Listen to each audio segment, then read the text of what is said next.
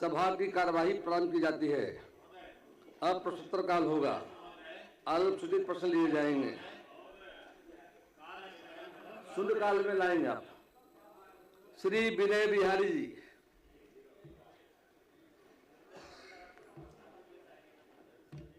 माननीय मंत्री।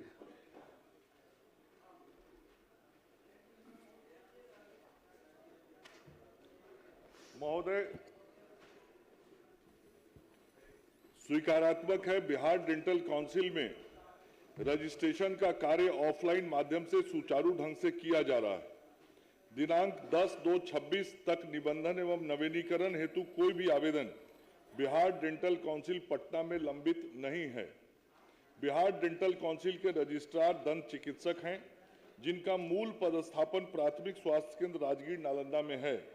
Bihar dental council में निबंधन एवं नवीनीकरण संबंधी कार्यों की त्वरित निर्वहन हेतु इनकी प्रतिनियुक्ति सप्ताह में 2 दिन सोमवार एवं मंगलवार को बिहार डेंटल काउंसिल पटना में की गई है, जहां इनके द्वारा निबंधन एवं नवीनीकरण संबंधी कार्य सुचारू रूप से किया जा रहा है।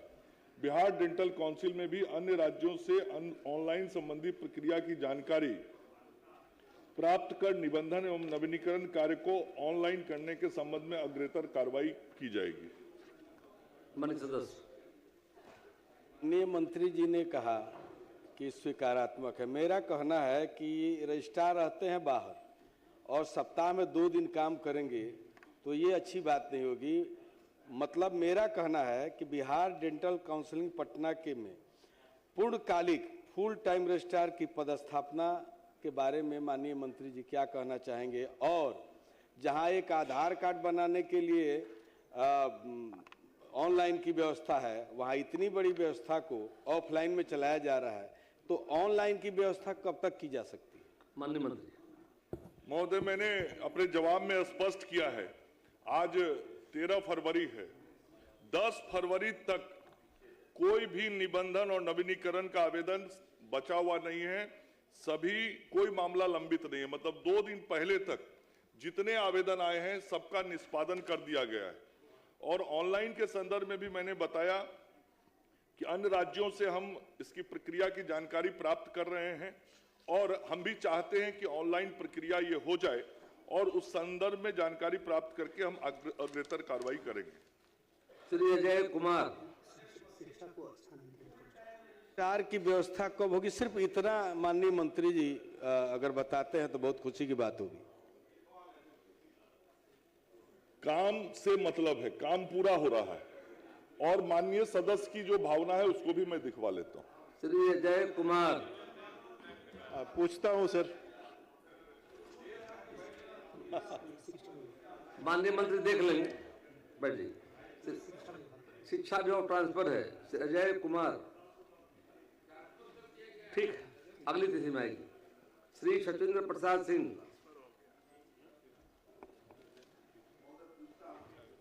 माननीय मंत्री, उत्तर मिला है ना?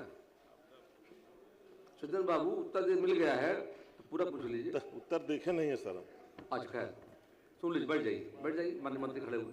माननीय मंत्री। उत्तर दिया जाता है जब देखते ही नहीं है लोग। महोदय, खंड 1 स्वीकारात्मक है, खंड 2 अस्वीकारात्मक है। मुख्य अभियंता स्थानीय क्षेत्र अभियंत्रण संगठन बिहार द्वारा प्रतिवेदित किया गया है कि सरकारी योजना में व्यवहृत खनिज हेतु बिहार खनिज समानुदान अवैध खनन परिवहन एवं भंडारण निवारण संशोधन नियमावली 2024 के नियम 57(1) के अनुसार सरकारी कार्य विभाग का संवेदक अपनी स्कीम परियोजना के लिए व्यवहृत लघु खनिज का परिवहन चालान परमिट संबंधी कार्य विभाग को समर्पित करेगा। उक्त कंडिका में संवेदक शब्द का प्रयोग है, अतः नियम से स्वतः स्पष्ट है कि उक्त नियमावली में की विभागीय कार्यों के लिए लागू नहीं है। उल्लेखनीय है कि खान एवं भूतत्व विभाग द्वारा इस संदर्भ में समय समय पर यथा संशोधित नियम निर्देशों का अनुपालन सुनिश्चित किया जाता है। खंड 3 उपर्युक्त स्थिति में स्पष्ट कर दी गई है। महोदय, मैं आपके माध्यम से माननीय मंत्री जी से जानना चाहता हूं कि ये जो 15 लाख रुपए की सीमा रखी गई है, विभागीय कराने का या टेंडर कराने का। राज्य के कई जिलों में ये काम विभागीय होता है। पूर्वी चंपारण, सीतामढ़ी, वैशाली, अन्य कई जिले हैं जहां इस काम को टेंडर से किया जाता है। अब टेंडर में 1 लाख का भी टेंडर होता है, उसमें भी उसको चालान की जरूरत पड़ती है। अगर 1 टोकरी गिट्टी उसमें लगता है तो उसको भी चालान देना पड़ता है। तो हम माननीय मंत्री जी से जानना चाहते हैं कि क्या इसमें आप इसको चालान से फ्री करना चाहते हैं? एक दूसरा कि ये 2015 में संशोधित हुआ कि 10 लाख की सीमा को बढ़ा के 15 लाख की जाती है मुख्यमंत्री क्षेत्र विकास योजना, MP लैड, इन सब योजनाओं में। और उस समय जो रेट था इन सब सामग्रियों का, उस समय के रेट में जो काम होता था, आज उस रेट में दुगुना से ज्यादा का परिवर्तन हो गया। तो क्या इस सीमा को बढ़ाना चाहते हैं? इस 15 लाख को बढ़ा के 30 लाख करना चाहते हैं, 25 लाख करना चाहते हैं और चालान में छूट देना चाहते हैं? ये खनन विभाग का मामला है, आप खनन विभाग से प्रश्न करिए, ये योजना विभाग का मामला नहीं है।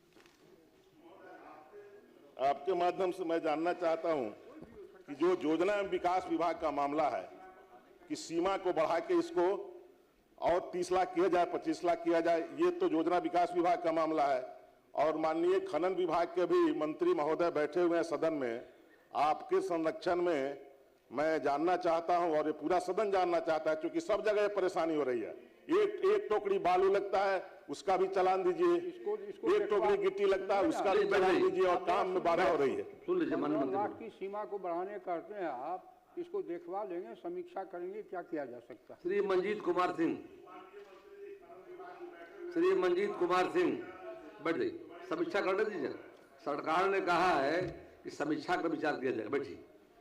अध्यक्ष महोदय जी, माननीय मंत्री ने अपने उत्तर में कहा है कि सत्र 23-24 और 24-25 में ANM GNM paramedical pharmacy course की परीक्षा पटना उच्च न्यायालय द्वारा पारित स्थगन आदेश के कारण संपन्न कराने में विलंब हुआ है। महोदय, 37 पन्ने का कोर्ट का निर्णय मेरे पास है, उसमें कहीं भी नामांकन लेने का, परीक्षा स्थगित करने का माननीय उच्च न्यायालय का कोई महोदय आदेश नहीं है। और अपने उत्तर में माननीय मंत्री जी ने कहा कि 24-25 की परीक्षा ANM GNM का हम आयोजित करेंगे।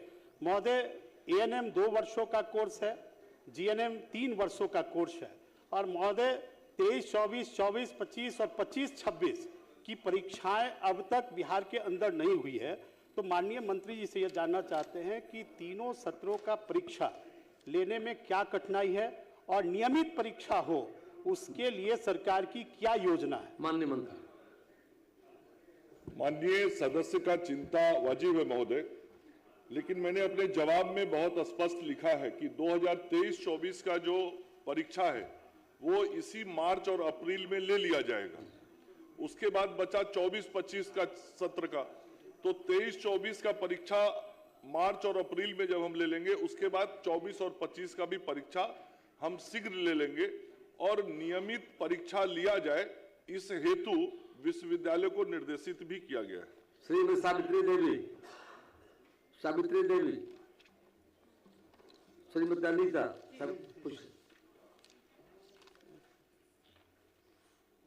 पूछ लीजिए। पूछती हूँ। माननीय मंत्री स्वास्थ्य विभाग। महोदय, जवाब दिया हुआ है, कोई पूरक हो तो पूछ ले। जवाब मिला हुआ है, जवाब पढ़े हैं? ठीक है, तब जवाब मिल जाएगा। महोदय, अपलोड है इस पे, जी जी, पढ़ लिया जाए।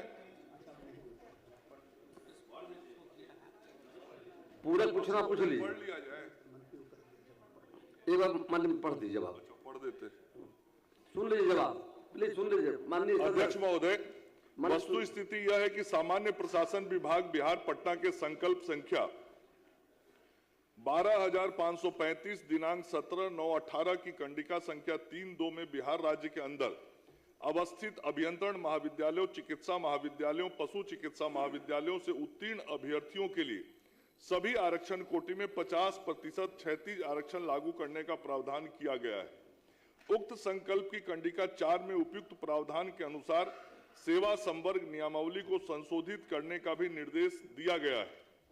सामान्य प्रशासन विभाग के उक्त निर्देश के आलोक में ही बिहार दंत चिकित्सक सेवा संशोधन नियमावली 2023 के नियम 6(3) एवं दंत चिकित्सक की नियुक्ति हेतु बिहार तकनीकी सेवा आयोग से प्रकाशित विज्ञापन संख्या 20/2025 की कंडिका 5(2)(h) में 50% क्षैतिज आरक्षण संबंधी उक्त प्रावधान को अंकित किया गया है।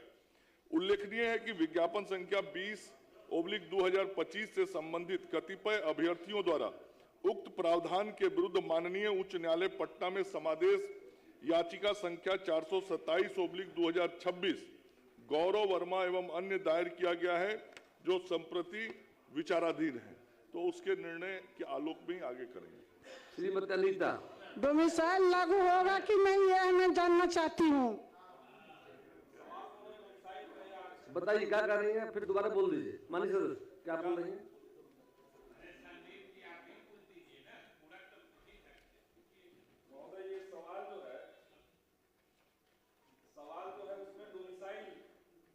की बात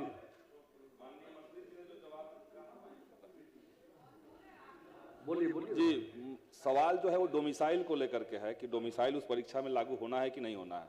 और माननीय मंत्री जी ने जो जवाब दिया है वो क्षैतिज आरक्षण के संबंध में है। बिहार के युवाओं को उसमें विशेष ये मिलेगा कि नहीं, अवसर मिलेगा कि नहीं मिलेगा, ये जवाब पढ़ सकते हैं। शुरू में ऊपर में जो मैंने 2 खंडों में जवाब दिया वो क्षैतिज आरक्षण से संबंधित था।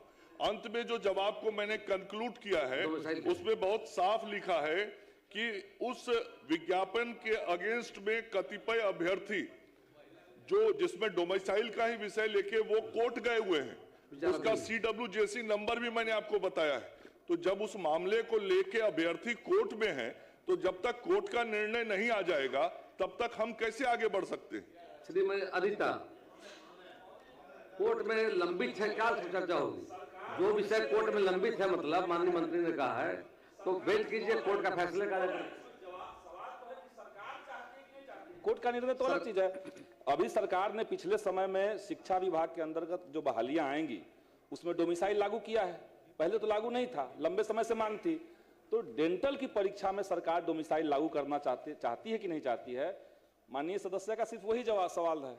उसमें कोर्ट में है, चल रहा है। माननीय और जवाब में एक जगह भी डोमिसाइल फिर से एक बार जवाब पढ़िए। जवाब में बहुत साफ लिखा है कि सामान्य प्रशासन विभाग के निर्देश का अनुपालन करने के लिए हम तैयार हैं और सामान्य प्रशासन विभाग का निर्देश सभी विभागों पे लागू होता है। उसी के अगेंस्ट कुछ लड़के कोर्ट चले गए हैं, तब मैं अभी उस पर कुछ निर्णय नहीं कर पा रहा। श्रीमती अनीता, धन्यवाद अध्यक्ष महोदय। मेरा प्रश्न जो है सर, उत्तर तो मिला है, लेकिन मैं इसको दोहराना चाहूंगी कि मैंने मांग की थी 24 घंटे प्रतिदिन बिजली आपूर्ति कराने का विचार रखती हूँ। यानी पूरे बिहार प्रदेश में किसानों की सिंचाई के लिए विद्युत कृषि फीडर में मात्र 8 घंटे ही बिजली आपूर्ति किए जाने के कारण किसानों को बड़े भूखंडों की सिंचाई में कई दिन लग जाते हैं, जिससे फसल की उपज अच्छे ढंग से नहीं हो पाती है। मंत्री महोदय बताएं। माननीय मंत्री ऊर्जा, मैं मांग करती हूं कि 24 घंटे बिजली आपूर्ति हो सर। 24 घंटा किसान सिंचाई नहीं करता है, सुबह और शाम ही करता है। इसीलिए जब अकाल आता है, कम वर्षा होती है, तो मुख्यमंत्री जी के निर्देशानुसार 18 घंटे तक किया जाता है, लेकिन सामान्य तौर पर यही नियम है।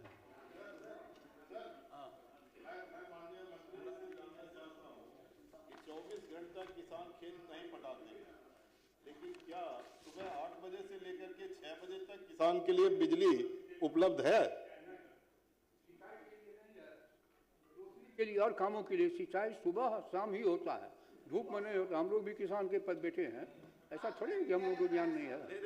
अच्छा, आप सर बोले, आपने कहा कि सिंचाई जो है ना 24 घंटा नहीं होता, तो मैं तो सिर्फ कह रहा हूँ कि सिंचाई ठीक आपके हिसाब से सर दिन में ही सिंचाई होती है, तो दिन में कृषि के लिए तो बिजली हो। आप लिख के गारंटी दीजिए कि दुरुपयोग नहीं होगा, तो हम लोग विचार करेंगे। हाथ में दुरुपयोग रोकने के लिए तो बहुत बड़े लंबे हाथ आपके हैं सर। अभी अजय बाबू और माननीय सदस्य, सरकार के द्वारा 8 घंटा नहीं 14 घंटा बिजली आपूर्ति की जा रही है। उत्तर में अब तारांकित कृषि फीडर का बारे में कह रहा हूँ, उत्तर में यही है। अब तारांकित प्रश्न लिए जाएंगे। श्रीमती अनीता, ट्रांसफर है क्या? जी, ये सब इसमें पहले पर्यटन में था, फिर विधि, फिर पर्यटन में चला गया है। इसका सर इसका आंसर मुझे नहीं मिला है ट्रांसफर ऑफ समय चाहिए, अगले बार आ जाएगा जी। अगले बार आ जाएगा। अगले तो मैं प्रश्न पढ़ूं? नहीं, कोई जरूरत नहीं, जब आएगा ना। एक जो तारांकित है वो मैं क्लियर होना चाह रही हूँ सर। उसका उत्तर मिला है सर मुझे। जो है पर्यटन का ट्रांसफर हो गया है, अगले बार में आ जाएगा। श्री संजय कुमार सिंह, संजय कुमार सिंह। अध्यक्ष महोदय, मैं इस प्रश्न में ये पूछा हूँ कि सिमरी बख्तियारपुर विधानसभा के कंडूमर पंचायत में पावर ग्रिड का निर्माण हो चुका है कई महीनों पहले, लेकिन वो जो है अभी तक चालू नहीं हुआ है। जवाब मिला है, लेकिन उसमें कहा गया है कि विद्युत आपूर्ति जो है सो चालू है। तो मैं चाह रहा हूँ कि मंत्री महोदय बताएं कि ये वाला जो बना हुआ है पावर ग्रिड, ये कब तक चालू होगा? माननीय मंत्री। पूरा पढ़े नहीं है क्या? जी पढ़े हैं, सामने में है। बात है भाई, महोदय में लिखा हुआ है पावर ग्रिड, तो हम समझ नहीं रहे हैं इनका प्रश्न क्या है, लेकिन सब स्टेशन की बात है। पावर सब स्टेशन होगा। हाँ, 33/11 केवीए विद्युत शक्ति उपकेंद्र कठमुंडुम्बर में पूर्व में उद्यानित किया गया था, परंतु कोसी नदी में भीषण बाढ़ एवं कटाव के कारण 33 केवीए मुख्य लाइन पुनः क्षतिग्रस्त हो गया, जिससे पुनर्स्थापित करने के लिए 5000 नए टावर का निर्माण प्रस्तावित है। संबंधित क्षेत्र में 2 अन्य 11 केवीए स्रोत से विद्युत आपूर्ति सुचारू रूप से की जा रही है, उसको भी जल्दी हम लोग करवा देंगे। श्री विजय कुमार खेमका। अध्यक्ष महोदय, उत्तर आया महोदय, पूरक है मेरा अध्यक्ष महोदय। अध्यक्ष महोदय, माननीय मुख्यमंत्री जी के नेतृत्व में हमारे यहाँ मेडिकल कॉलेज, पूरक पूछ रहा हूँ अध्यक्ष महोदय, मेडिकल कॉलेज खुला है और स्वास्थ्य के क्षेत्र में माननीय स्वास्थ्य मंत्री जी के नेतृत्व में अच्छा काम हो रहा है। लेकिन महोदय, जो नेत्रहीन दिव्यांग हैं वो देश के प्रधानमंत्री नरेंद्र भाई मोदी और बिहार के मुख्यमंत्री नीतीश कुमार जी के नेतृत्व में विकसित भारत और विकसित बिहार देखना चाहते हैं, आत्मनिर्भर बिहार को देखना चाहते हैं।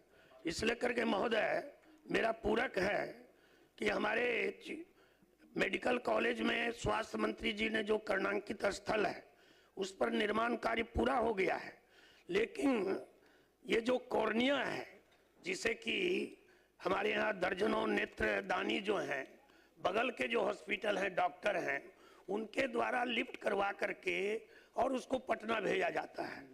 और दधीची देह दान समिति पूरे बिहार में, जो हमारे पूर्व मंत्री आदरणीय दिवंगत सुशील मोदी जी उसको बढ़ाने का काम किए, हमारे क्षेत्र में दर्जनों नेत्रदानी ने कॉर्निया देने का काम किया है, लेकिन उनका कॉर्निया सुरक्षित नहीं रखने के कारण काफी दिक्कत हो रही है। इसलिए मैं पूरक में पूछना चाहूंगा स्वास्थ्य मंत्री जी से, जो आपने कहा है कि उपकरण और उपलब्धता दोनों प्रक्रियाधीन है, तो ये इसका टेंडर कब तक हो जाएगा? और दूसरा पूरक, इसका निबंधन एक समय सीमा बता दें कब तक हो जाएगा, ताकि कॉर्निया सुरक्षित हो सके और नेत्रदानी को जो है नेत्र का लाभ मिल सके। माननीय मंत्री। 3 माह में महोदय। श्री बाबूलाल सौर।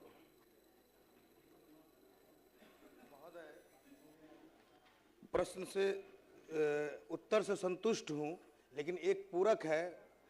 हम उस फरकिया जहां पे ट्रॉमा सेंटर की बात किए हैं, कटिहार से लेकर बेगूसराय तक के बीच में सैकड़ों एक्सीडेंट वाले को हम अपने से हॉस्पिटल ले जाने का काम किए हैं। अगर समय अवधि बता देते तो बहुत मंत्री जी का धन्यवाद होता।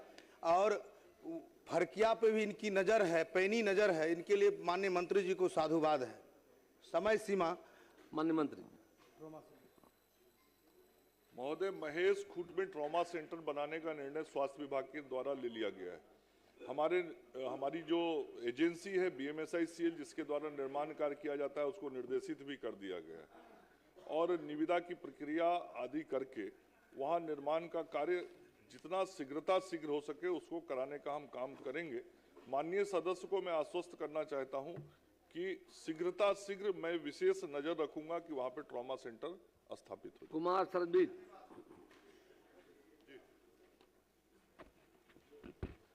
महोदय, उत्तर प्राप्त है महोदय। हम माननीय मंत्री जी से सिर्फ आग्रह कर रहे हैं, क्योंकि आप गुस्सा जाते हैं जल्दी तो बोलने में भी नहीं बनता है। हम सिर्फ आग्रह कर रहे हैं कि झारखंड से सटा हुआ ये पूरा इलाका है, गया से, दिल्ली से गया भाया कलकत्ता रेलवे ट्रैक बनी हुई है। लाइन के इस तरफ 19 पंचायत में 12 पंचायत लाइन के उस तरफ है और बाकी इस तरफ है। बिजली विभाग, एसी, जितने लोग हैं सर सब परेशान हैं कि सर हम लोगों को बहुत परेशानी हो रही है, आप डिपार्टमेंट से एक जो है सब स्टेशन मांगिए। और विभाग के आग्रह पे मैंने प्रश्न लाया था कि यह समस्या का समाधान हो जाएगा। अगर संभव है तो गांव में अच्छी विद्युतीकरण के लिए अगर एक सब स्टेशन अगर बनाया जा सकता है तो बना दिया जाए महोदय, हम यही आग्रह करते हैं। बिजली आपूर्ति को लेकर है ना माननीय मंत्री, मान लिए श्रीमती गायत्री देवी। पूछती हूँ माननीय मंत्री। महोदय, वस्तु स्थिति यह है कि सदर अस्पताल सीतामढ़ी में पदस्थापित स्त्री रोग विशेषज्ञ के द्वारा गर्भवती महिलाओं एवं जिस मरीज का अल्ट्रासाउंड कराना आवश्यक लगता है वैसे मरीज को अल्ट्रासाउंड की सुविधा उपलब्ध कराई जा रही है। सदर अस्पताल सीतामढ़ी में रेडियोलॉजिस्ट के 5 पद स्वीकृत हैं। उपलब्धता के आधार पर रेडियोलॉजिस्ट का पदस्थापन कर चरणबद्ध रूप से राज्य के चिकित्सा संस्थानों में सभी मरीजों के लिए अल्ट्रासाउंड की व्यवस्था की जाएगी। महोदय, इसमें केवल माननीय सदस्य को एक जानकारी देना चाहता हूं कि दिनांक 3/10/2025 को एक रेडियोलॉजिस्ट का पदस्थापन सीतामढ़ी में किया गया, परंतु संबंधित चिकित्सक द्वारा अभी तक योगदान नहीं किया गया है। तो ये एक कठिनाई है और विभाग प्रयासरत है कि हम वहां पे रेडियोलॉजिस्ट की पदस्थापना शीघ्र कर दें। श्री रामविलास कामत। अध्यक्ष बताया तो करवा देंगे।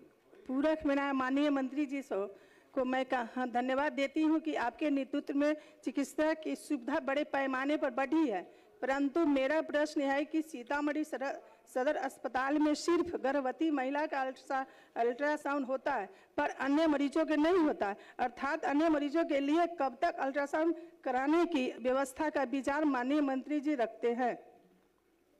मैंने जवाब में बताया महोदय कि जहां विशेष जरूरत होती है वहां अल्ट्रासाउंड उपलब्ध चिकित्सक के द्वारा किया जा रहा है, लेकिन और वहां रेडियोलॉजिस्ट की जरूरत है और इसीलिए विभाग ने 3/10/2025 को वहां एक रेडियोलॉजिस्ट का पदस्थापना किया था जिन्होंने योगदान नहीं दिया है, तो दूसरे रेडियोलॉजिस्ट की पदस्थापना वहां किया जाए, इस संदर्भ में विभाग देख रहा है। श्री रामविलास कामत। अध्यक्ष महोदय, पूछता हूं महोदय, जवाब प्राप्त है और जवाब में बताया गया है कि स्वास्थ्य उपकेंद्र 5 कमरे में संचालित है महोदय, लेकिन वह जो कमरा है बहुत पुराना भवन है, जर्जर है और वहाँ से जो जवाब आया है उसमें उसको बेहतर बताया गया है। हम चाहते हैं कि माननीय मंत्री जी एक बार उसको दिखवा लें। वह जर्जर भवन है, जर्जर भवन में चल रहा है यह स्वास्थ्य उपकेंद्र। दूसरा है अध्यक्ष महोदय, बेहतर चिकित्सा सुविधा के लिए हमने वहाँ पर डॉक्टर के पदस्थापन के लिए आग्रह किए हैं, तो उसमें बताया जा रहा है कि वो एएनएम के सहारे चल रहा है और बहुत बड़ा इलाका स्वास्थ्य से वंचित रह जाता है। प्राथमिक स्वास्थ्य केंद्र में उसको प्रोन्नति करके वहाँ डॉक्टर की पदस्थापन किया जाए महोदय, यही मेरा मांग है। माननीय मंत्री। महोदय, मैंने जवाब के क्रम में यहाँ तस्वीर लाया है उस अस्पताल का महोदय। ये तस्वीर स्पष्ट करता है कि उस भवन की स्थिति क्या है। मैं माननीय सदस्य को भी उस भवन का, उस अस्पताल का तस्वीर दिखा देता हूँ। और मैंने जो विभाग ने कहा है कि ये भवन काम करने योग्य है, ये स्पष्ट तस्वीर से ही होता है। जहां तक चिकित्सक की नियुक्ति का विषय है, तो मैं माननीय सदस्य को ये जानकारी देना चाहूंगा कि स्वास्थ्य उपकेंद्र में चिकित्सकों के नियुक्ति का कोई प्रावधान नहीं है। वहां पे सीएचओ और एएनएम के माध्यम से ही स्वास्थ्य सुविधाएं दिए जाने का प्रावधान है। श्री हरिनारायण सिंह। अध्यक्ष महोदय, उत्तर प्राप्त है। माननीय मंत्री जी से मैं अनुरोध करता हूं कि भूमि भी उपलब्ध है और जांच के लिए समर्था को लिखा गया है और मैं समझता हूं कि जल्द ही जांच आ जाएगा। तो क्या अगले वित्तीय वर्ष में स्वास्थ्य उपकेंद्र का निर्माण करवा देंगे माननीय मंत्री? श्री सचिंद्र प्रसाद सिंह। माननीय अध्यक्ष महोदय, उत्तर तो प्राप्त है, लेकिन इस उत्तर में सरकार ने ये कहा है कि वर्तमान में भुवन छपरा पंचायत के मानसी छपरा मोलनापुर स्कूल के पास तथा अन्य कुछ स्थानों पर बांस बल्ला के सहारे विद्युत आपूर्ति हो रही है। तो स्कूल के पास भी बांस बल्ला पर विद्युत की आपूर्ति हो रही है और एक बार आग लग जाने से वहाँ बड़ी परेशानी हो गई थी और उसमें भी सरकार कह रही है कि मई महीने तक इसको कराने का लक्ष्य है। तो हम ये आपके माध्यम से कहना चाहेंगे माननीय मंत्री जी से कि स्कूल सेंसिटिव जगह है, काफ़ी बच्चे वहाँ पढ़ते हैं, इसको अतिशीघ्र करवा दें, कृपा करें इसको करवाने का आपके माध्यम से मैं। माननीय मंत्री बता दीजिए, खड़े हो। ठीक, बहुत बहुत धन्यवाद सर। कुमारी। माननीय अध्यक्ष महोदय, माननीय मुख्यमंत्री जी और माननीय मंत्री जी को बहुत बहुत धन्यवाद। काम चालू हो गया है, बहुत बहुत धन्यवाद पुनः। श्रीमती शालिनी मिश्रा। माननीय अध्यक्ष महोदय, उत्तर ऊर्जा विभाग से मिला है कि स्वास्थ्य विभाग, मैंने क्वेश्चन किया था कि हमारे क्षेत्र में केसरिया में बथना, संग्रामपुर में पकड़ी सहित 6 स्वास्थ्य केंद्र और एक अतिरिक्त स्वास्थ्य केंद्र में अभी तक हैंडओवर होने के बाद बिजली कनेक्शन भी नहीं दिया गया है। तो ऊर्जा विभाग से उत्तर आया है कि स्वास्थ्य विभाग ने बिजली कनेक्शन अप्लाई नहीं किया है। चूंकि माननीय स्वास्थ्य मंत्री जी भी यहाँ पे हैं, तो मैं आग्रह करना चाहती हूँ और पूछना चाहती हूँ कि क्या ये नियमावली में नहीं है कि जब हैंडओवर करते हैं तो बिजली कनेक्शन, पानी कनेक्शन होना चाहिए? कहीं भी ना बिजली कनेक्शन है ना पानी कनेक्शन है। तो चूंकि माननीय स्वास्थ्य मंत्री जी बहुत जागरूक मंत्री हैं, करके स्वास्थ्य मंत्री जी को दे दीजिए आप जी। महोदय, मैं माननीय सदस्य के इस विषय को ध्यान में आकृष्ट करता हूं अपने, और इस संदर्भ में आज ही विभाग में मैं उसको दिखवा लूंगा और निश्चित रूप से अस्पताल में विद्युत कनेक्शन का प्रावधान है ही। किसी कारण से क्या दिक्कत है, उस दिक्कत को दूर करा के वहां तुरंत विद्युत कनेक्शन करवाता हूँ। श्रीमती बहुत बहुत धन्यवाद। श्रीमती देवंती यादव। उत्तर मिला है ना? उत्तर मिला है महोदय। पूरा पूछ लीजिए। वहाँ बिजली विद्युत पदाधिकारियों की बैठने की जगह नहीं है। हमने पूछा है कि कब तक आप व्यवस्था करवा देंगे। माननीय मंत्री ऊर्जा, कब तक करवा लीजिए, बता दीजिए। ठीक है, उसको दिखवा लेंगे। ठीक। श्री राजेश कुमार बबलू गुप्ता। उत्तर प्राप्त हुआ है महोदय। इसमें दिया गया है कि भवन का BMSICL से निविदा प्रक्रियाधीन है, जबकि मेरे संज्ञान में ऐसा नहीं है कि निविदा पिपरपाती के लिए, पिपरपाती उप स्वास्थ्य केंद्र के लिए कोई ऐसा निविदा हुआ है। या तो निविदा के प्रोसेस में ये है, ये मैं जानना चाहूंगा कि निविदा के प्रोसेस में है या इसका निविदा हो चुका हुआ है। दूसरा एक पूरक साथ पूछ लेता हूं कि इसमें दिया गया है कि यहाँ एक चिकित्सक है और एक क्या लिखा, ANM भी उपस्थित की पदस्थापना है महोदय। यहाँ कोई ANM और कोई चिकित्सक समय पर नहीं जाता है। हम चाहेंगे कि MBBS डॉक्टर की पदस्थापना यहाँ की जाए। माननीय मंत्री स्वास्थ्य। महोदय, मैंने अपने जवाब में स्पष्ट किया है कि BMSICL के स्तर पर निविदा प्रक्रियाधीन है। मैं माननीय सदस्य को स्पष्ट करना चाहता हूं कि आपको शायद जानकारी ना हो, लेकिन BMSICL के द्वारा इसकी निविदा प्रकाशित कर दी गई है। उस भवन की भी तस्वीर हमने मंगाई है। निश्चित रूप से यहाँ पुनर्निर्माण की आवश्यकता है और उस पुनर्निर्माण की आवश्यकता के आलोक में ही प्रशासनिक स्वीकृति विभाग के द्वारा दी गई और उस प्रशासनिक स्वीकृति के आलोक में BMSICL के द्वारा निविदा प्रकाशित कर दिया गया है। निविदा प्रक्रियाधीन है। निविदा जब पूर्ण हो जाएगी तो निर्माण की प्रक्रिया शुरू हो जाएगी। मैं मंत्री जी को बहुत बहुत धन्यवाद देता हूँ। इंद्रजीत प्रसाद गुप्ता। माननीय अध्यक्ष महोदय, मेरा प्रश्न मेरे विधानसभा क्षेत्र सहरसा नगर निगम के घरों के ऊपर से गुजरते हुए नंगे तारों के संबंध में था। उत्तर प्राप्त हुआ है विभाग से, इसमें लिखा गया है कि कुछ एक घरों पे है। अभी हाल ही में वहाँ एक घटना घटी थी, मुझे बुलाया गया था और मैंने गया था 26 और 33 वार्ड नंबर पे। 80% की बात मैं कर रहा हूँ, कुछ एक घर की बात नहीं कर रहा। वहाँ पे सारे घरों पे ऐसे छूने से नंगे तार जा रहे हैं, उसमें रबर पाइप लगा दिया गया है। हुजूर, इसमें जो जवाब आया, कहा गया कि तकनीकी और फिजिबिलिटी रिपोर्ट के आधार पे इसे करना संभव नहीं। 11,000 किलो वोल्ट एम्पियर का तार है और ये तकनीकी और फिजिबिलिटी क्या होता है? ये घर है, ये रास्ता है, तो घरों के ऊपर से हटा के रास्ते से हम गुजार सकते हैं, दैट इज टेक्निकल। और फिजिबिलिटी मतलब होता है कि पैसा नहीं है। अरे भाई, हम विकास कर रहे हैं। माननीय मुख्यमंत्री जी ने घर घर बिजली पहुंचाई है, लेकिन विकास और विनाश साथ साथ नहीं चल सकते। हम विकास इसलिए करते हैं, विनाश को कम कर सकते हैं। मेरा ये है कि क्या ये तकनीकी रिपोर्ट अवेलेबल है? ये कैसे संभव नहीं है? मैं चाहता हूं कि अगर ये तकनीकी रिपोर्ट अवेलेबल है तो क्या माननीय मंत्री जी एक टीम बना के, it is not the problem of Saharsa only, ये हर जगह पूरे बिहार की समस्या, एक तकनीकी टीम बना के सर मैं आग्रह करूंगा कि दोबारा इनको दिखाएं और उसको टीम में हमको भी शामिल करें।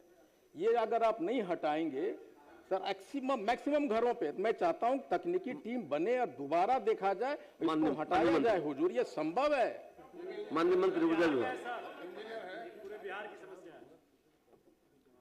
कब तक तो हुजूर आप कमेटी बनाएं, कब तक बनाएंगे और कब तक हटेगा, ये मेरा पूरा सवाल है महोदय, हर जगह है। बता दीजिए माननीय मंत्री।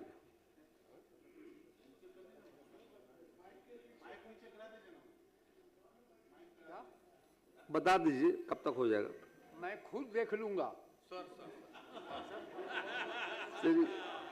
श्री ऋतुराज कुमार। अध्यक्ष महोदय, उत्तर प्राप्त हुआ है, मगर मैं आसन के माध्यम से माननीय मंत्री जी से निवेदन करना चाहता हूं कि हुलासगंज के अगल बगल के क्षेत्र से भी इसको फ़ायदा होगा अगर इसको एक बार आयुष अस्पताल के लिए वहाँ पे फिर से विचार कर लिया जाए, क्योंकि वहाँ पे जो अस्पताल अभी है और जनसंख्या जिस हिसाब से बढ़ रही है, आयुष अस्पताल का मानक भी है कि 5,000 की जहाँ पे जनसंख्या वहाँ पे बन रहा है, कई जगह पे ये हो भी रहा है। तो एक बार अगर आप विचार कर लो उस पर, मेरा ये निवेदन रहेगा मंत्री जी से। महोदय, राष्ट्रीय आयुष मिशन के तहत अभी सभी जिलों में 50 बेड के अस्पताल के निर्माण का कार्य प्रक्रियाधीन है। एक पटना में बन गया है, 7 जिले में और बन रहा है, शेष जिले में बनने की प्रक्रिया अभी विभाग के अंदर है। ये माननीय सदस्य ने जो विषय उठाया वो प्रखंड के अंदर है, तो एक बार आयुष अस्पतालों को पहले जिला स्तर पे हम सुदृढ़ कर लें, वहां मानव बल नियुक्त कर दें, उसके बाद ही हम प्रखंड की ओर जा सकते हैं। इसलिए माननीय सदस्य से मेरा आग्रह होगा कि थोड़ा इंतजार करें। श्री केदार प्रसाद गुप्ता।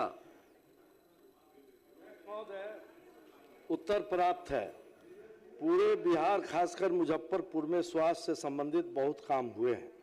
सबसे बड़ा काम कैंसर अस्पताल खुला है, जिससे उत्तर बिहार हिंदुस्तान तक के लोग इसका लाभ उठा रहे हैं। आयुष का एक बड़ा यूनिट खोलने से चमकी वाला बीमारी भी बहुत हद तक खत्म हुआ है।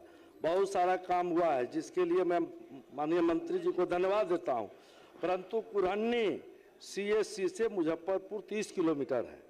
कुरनी प्रखंड बिहार का 39 पंचायत का सबसे बड़ा प्रखंड है, जिसकी आबादी लगभग 5 लाख से ज़्यादा है, जो एक CSC से पूरा उपचार संभव नहीं है। CSC में ब्लड यूनिट, सिजेरियन ऑपरेशन और भी जरूरत की कई यूनिट नहीं रहने के कारण वहाँ नागरिकों को बहुत सारा इलाज कराने में दिक्कत होती है। अध्यक्ष महोदय, मैं आपके माध्यम से माननीय मंत्री महोदय से अनुरोध करता हूं कि कुर्नी सीएससी को रेफरल अस्पताल बना देंगे तो वहां के नागरिकों को काफी सुविधा उपलब्ध हो जाएगी और 30 किलोमीटर नहीं जाना पड़ेगा।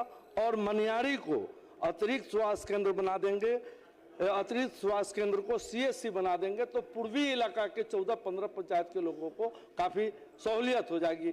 मैं इसके लिए मंत्री जी से अनुरोध करूंगा कि बड़ी कृपा होगी, कुरनी पर इनका बड़ी कृपा भी रहती है मुजफ्फरपुर में।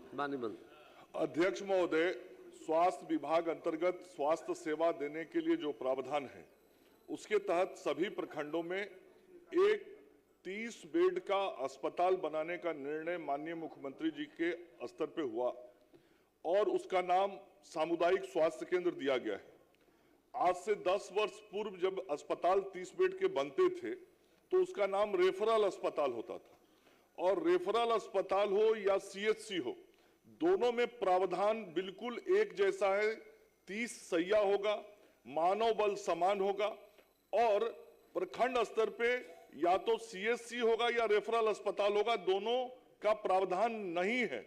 इसलिए माननीय सदस्य को मैं यह बताना चाहता हूं, उनकी चिंताबाजी है, चूंकि उनका जो प्रखंड है वह बिहार के सबसे बड़े प्रखंडों में से एक है, 39 पंचायत का प्रखंड है, इसलिए उनकी चिंता जायज है। लेकिन स्वास्थ्य विभाग का जो प्रावधान है उस प्रावधान के आलोक में एक प्रखंड में हम सीएचसी भी और रेफरल अस्पताल भी दोनों सुविधा नहीं दे सकते हैं। अन्य अतिरिक्त प्राथमिक स्वास्थ्य केंद्र के बारे में जो माननीय सदस्य ने कहा है, मैं वहां आयुष्मान भारत के योजना के तहत कैसे उस संस्थान का और उन्नयन कर सकता हूं उसको मैं करवा देता हूं। श्री राधाचरण शाह। अध्यक्ष महोदय, सीएससी में ब्लड यूनिट और सिजेरियन नहीं हो रहा, कम से कम उसका तो उपलब्ध करा दें। सरकार और मनियारी अतिरिक्त स्वास्थ्य केंद्र को सीएससी में उसको माननीय मंत्री दिखवा लेंगे। श्री राधाचरण शाह। उत्तर प्राप्त है, लेकिन मैं आपके माध्यम से माननीय मंत्री महोदय से सिर्फ इतना जानना चाहता हूं कि अतिरिक्त प्राथमिक स्वास्थ्य केंद्र चांदी की चारदीवारी का निर्माण तथा चिकित्सक एवं अन्य कर्मियों का पदस्थापन कब तक कर दिया जाएगा महोदय? माननीय मंत्री महोदय, मैंने जवाब में लिखा है कि राज्य के सभी स्वास्थ्य केंद्रों एवं अस्पतालों में चरणबद्ध तरीके से चारदीवारी का निर्माण कार्य कराया जाना है, जो हो रहा है। इस क्रम में निधि की उपलब्धता के आधार पर विहित प्रक्रिया अनुसार प्रश्नगत स्वास्थ्य केंद्र के चारदीवारी का निर्माण कराया जाएगा। माननीय सदस्य के अनुरोध में पर मैं इसे प्राथमिकता में करा दूंगा। श्री अख्तरुल रहमान। मंत्री महोदय ने जवाब दिया है सर। सरकार चूंकि इंसाफ के साथ तरक्की और कानून का राज चला रही है, अनुमंडल स्तर पर अनुश्रवण समिति का गठन होना सरकार का फैसला है।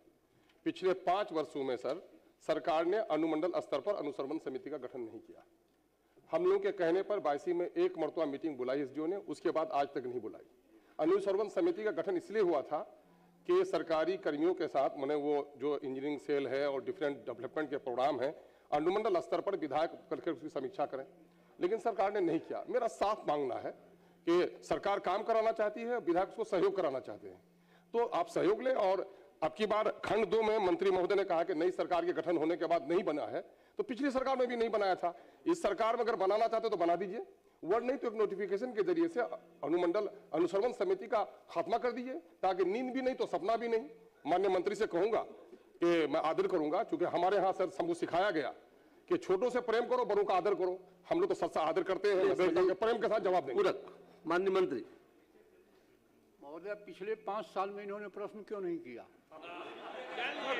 सर मैंने किया है सर, मैंने किया है सर। अब सुनिए, इतना तेज एमएलए, हम इनको व्यक्तिगत तौर से भी जानते हैं, इतने तेज एमएलए का जब ये इफिशिएंसी है, इसको क्या दुर्भाग्य है इस राज्य का। चलिए अब आगे मैं चैलेंज कर रहा हूं सर, सरकार बनने से बिहार विधानसभा सत्र प्लीज सुनिए माननीय मंत्री जी। नई विधानसभा नई सरकार के गठन के बाद प्रक्रिया को किया जाएगा, गठन होगा तो रेगुलर उसकी बैठक होगी। प्रयास करेंगे हम। मान्य एक बात सर, मेरे पास सर 14 जुलाई 2023 का मेरा प्रश्न है सर। छोड़िए ना। और नहीं, आपने कहा जो क्यों नहीं किया था, तो मैं आपके आदेश का पालन किया हूं सर। मैं आपको याद नहीं है सर? माननीय मंत्री ने कहा है कि जल्दी गठित कर दी जाए कमेटी।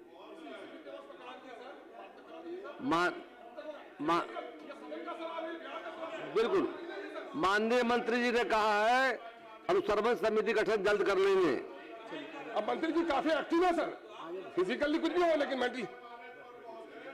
पूरे राज्य पैमाने पर मेरे यहाँ भी और भी कई माननीय सदस्य पूछ लिया जाए किस किस अनुमंडल में अनुसंधान समिति की बैठक हो रही है, पूछ लिया जाए हाथ उठवा के, पूछ लिया जाए महोदय, प्लीज शांति शांति शांति लिया जाए।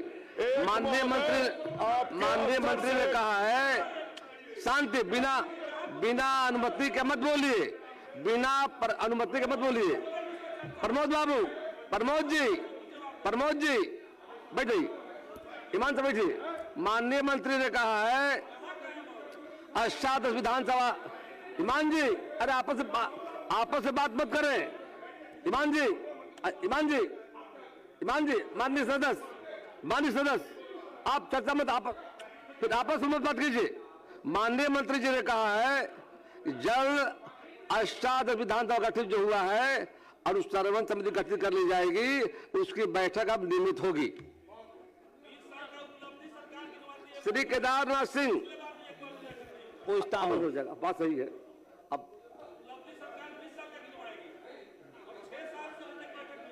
बैठ श्री केदारनाथ सिंह पूछता हूं।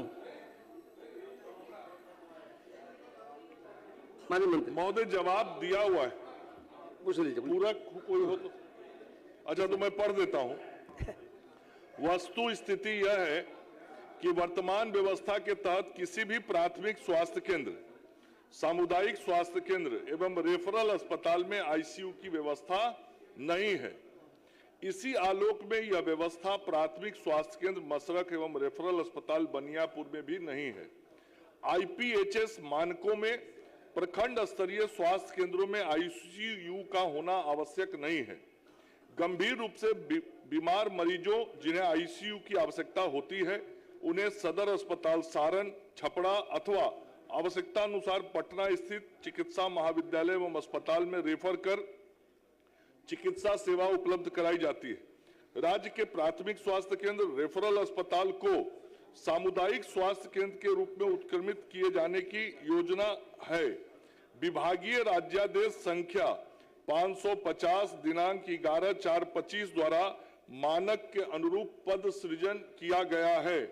चिकित्सक एवं अन्य कर्मियों की उपलब्धता के आधार पर पदस्थापन की कार्रवाई भी की जा रही है।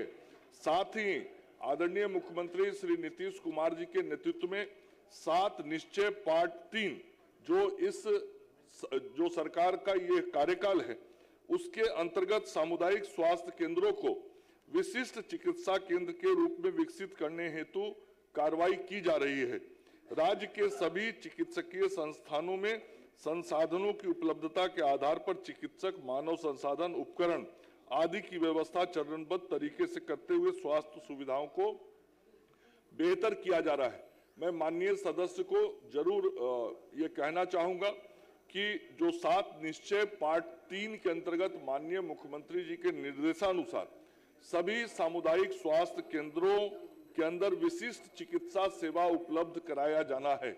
आगे आने वाले वर्षों में इस प्रकार की सुविधाओं को सामुदायिक स्वास्थ्य केंद्रों पर दिया जाए, इस दिशा में मुख्यमंत्री जी के निर्देश पर विभाग ने विचार करके काम प्रारंभ किया है।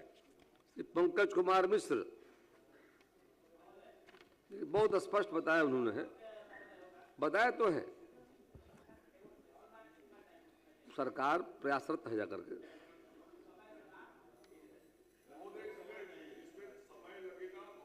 इसकी समय सीमा नहीं बताई जा सकती क्योंकि ये प्रावधान सभी 534 प्रखंडों के लिए होना है। श्री कृष्णनंदन पासवान सर अभी हमारा बचा ही हुआ है। श्री पंकज कुमार मिश्र जी उत्तर प्राप्त है अध्यक्ष महोदय, मगर हमारा कहना है कि यहाँ लिखा हुआ है कि 22 घंटा बिजली रहता है और जर्जर तार की स्थिति के बारे में लिखा हुआ है। जर्जर तार के लिए हमने 24 में भी लिखा, 25 में भी लिखा और अभी भी मैं लिख रहा हूं। और जर्जर तार के कारण मेरे यहाँ कल भी एक दुर्घटना हुआ है सर। कल भी एक आदमी उस तार के कारण मर गया है और वहां की स्थिति इतनी खराब है कि पूरे क्षेत्र में जर्जर तार से पूरा मेरा क्षेत्र जो है सो जर्जर स्थिति में है। इसलिए मैं आग्रह करना चाहता हूं माननीय मंत्री जी से कि तार जो हमारा जर्जर स्थिति में है उसको बदलवाने की कृपा की जाए।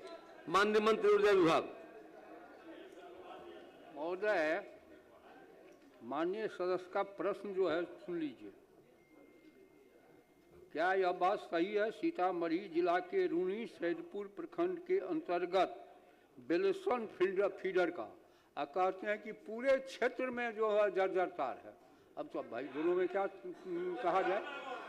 और उत्तर है मई 26 तक इसको करवा दिया जाएगा। श्री कृष्णनंदन पासवान। अध्यक्ष महोदय, उत्तर प्राप्त है। माननीय मंत्री जी अपने उत्तर में न्यायालय का जिक्र किए हैं, तो न्यायालय का मामला तो सर्वोपरि है, लेकिन मैं पूरक के प्रश्न पूछना चाहता हूं। यह शुद्ध रूप से बेरोजगारों की बात है, बेरोजगारी की। इसमें सांख्यिकी स्वयं सेवक से सरकार काम भी ली है, आपका कई एक प्रकार के काम ली है पिछले दिनों। तो मैं माननीय मंत्री से आग्रह करना चाहता हूं कि इसको बेरोजगारी को देखते हुए सरकार भी 1 करोड़ नौकरी देने के लिए कटिबद्ध है। उसी दिशा में बेरोजगारी को देखते हुए क्या मंत्री जी ऐसे बेरोजगार युवक को न्याय देने का काम करेंगे? माननीय मंत्री।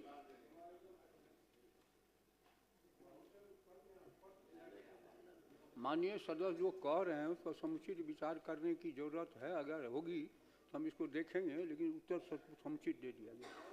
धन्यवाद सर।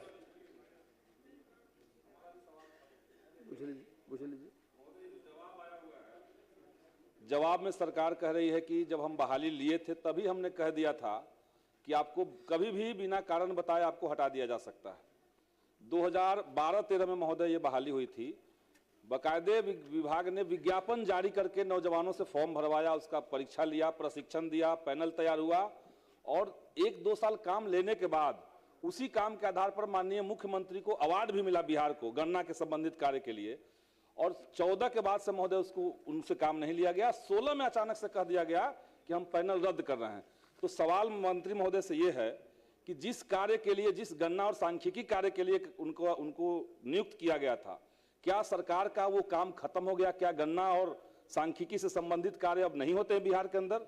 ये हमको जानना था। अगर होते हैं तो उसी काम को महोदय कार्यपालक सहायक से और शिक्षकों से करवाने का क्या मतलब है, जबकि उसी काम के लिए स्वयंसेवक की नियुक्ति सरकार ने की थी? तो उनको सरकार बहाल कैसे करेगी, ये हम लोग जानना चाहते हैं। माननीय मंत्री। और सरकार नीतिगत निर्णय लेती है, इसलिए। श्रीमती विनीता मेहता।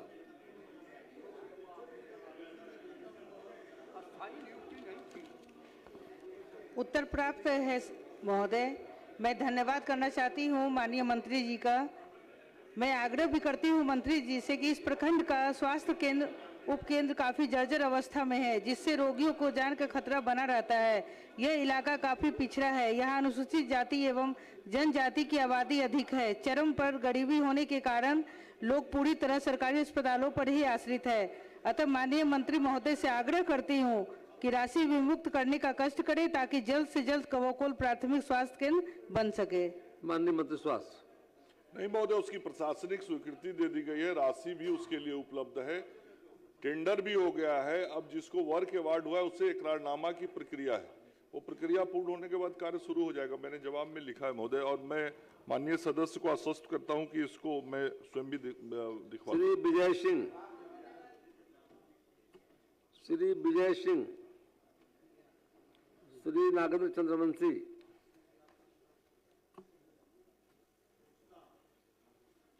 उत्तर मिला है? उत्तर अप्राप्त है महोदय। अप्राप्त है? पढ़ देता हूँ। उत्तर मिला है? जी नहीं, उत्तर ठीक है। माननीय मंत्री।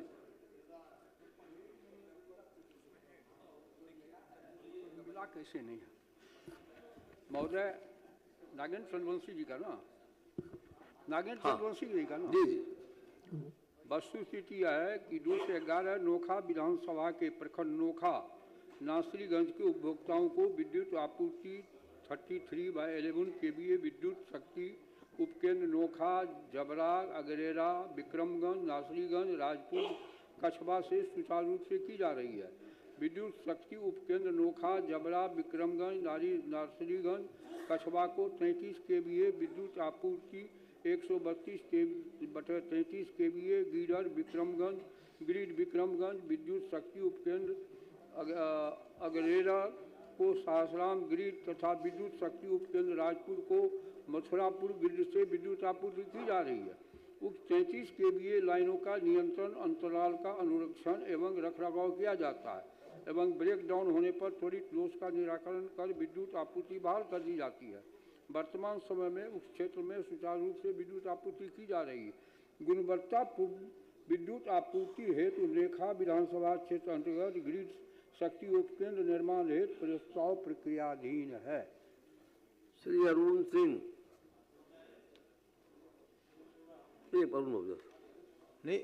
ये 132/33 केवीए का, चूँकि वहाँ 25 किलोमीटर 30 किलोमीटर दूरी हो जाती है जो वहाँ सप्लाई आता है, तो बराबर फॉल्ट लगा रहता है। इसके वजह से लोग माननीय मंत्री जी ने कहा प्रक्रियाधीन है, काम होगा। तो सर उसी से संबंधित एक पूरा पूछ लेता हूँ महोदय। सभी जगहों पर एक समस्या आ रही है हमारे क्षेत्रों में, जहाँ 10 साल पहले 15 साल पहले आबादी के हिसाब से, कंज्यूमर के हिसाब से ट्रांसफार्मर लगाया गया है, लेकिन आज आबादी 2 गुनी 3 गुनी हो गई है। जहाँ 63 केवीए का ट्रांसफार्मर लगा है वहाँ लोड ज़्यादा हो गया, कंज्यूमर ज़्यादा हो गए हैं और उसके चलते बराबर ट्रांसफार्मर जला रहता है, लोग परेशान रहते हैं। तो हर जगह एक सर्वे करा करके क्षमता के हिसाब से ट्रांसफार्मर वहाँ लगाया जाए ताकि लोग समुचित बिजली का आपूर्ति समीक्षा करवा दीजिए, समीक्षा करा करके इसके लिए माननीय मंत्री जी को बहुत बहुत धन्यवाद। श्री अरुण सिंह। उत्तर तो आया है और सरकार ने जवाब भी दिया है और प्रश्न था कि पोल हटाने के संबंध में सरकार ने कही है कि मार्च तक हटा देंगे, तो हम चाहेंगे कि मार्च तक हो जाए। इससे बढ़िया पक्का बात होगी। श्री कलाधर प्रसाद मंडल।